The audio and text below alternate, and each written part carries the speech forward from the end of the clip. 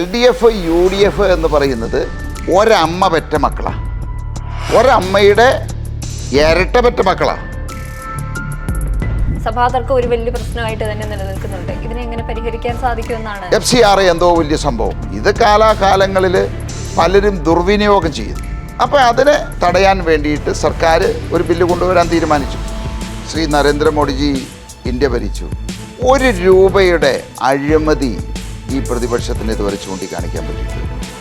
ഒരു സൈഡിൽ കൈപ്പത്തി വെച്ച കോൺഗ്രസിൻ്റെ കൊടി, ഒരു സൈഡിൽ അരിവാൾ ചുറ്റിക വെച്ച കമ്മ്യൂണിസ്റ്റിൻ്റെ കൊടി, പിന്നെ SDPIയുടെ കൊടി, PDPയുടെ കൊടി, വെൽഫെയർ പാർട്ടിയുടെ കൊടി. ഈ 5 കൊടികളും വെച്ചിട്ട് ഒരു നാണവുമില്ലാതെ നമുക്കെതിരെ പ്രചരണം നടത്തും. പക്ഷെ അവിടെയും ഞങ്ങൾ പിടിച്ചു നിന്നു. അതിയായി ബന്ധമുണ്ടായിരുന്ന ഒരാളായിരുന്നു പിണറായി എന്ന് പറയുന്നത്. പിന്നെ എങ്ങനെയാ, എന്തുകൊണ്ടാണ് അതിലൊരു വിള്ളൽ വന്നത്? എന്താണ് അദ്ദേഹത്തിന് ഈ പറയുന്ന എൻ്റെ ആശയങ്ങൾ അല്ലെങ്കിൽ എൻ്റെ വികസന സ്വപ്നങ്ങൾ നടപ്പിലാക്കണമെന്ന് 1% പോലും താല്പര്യമുണ്ടായിരുന്നില്ല.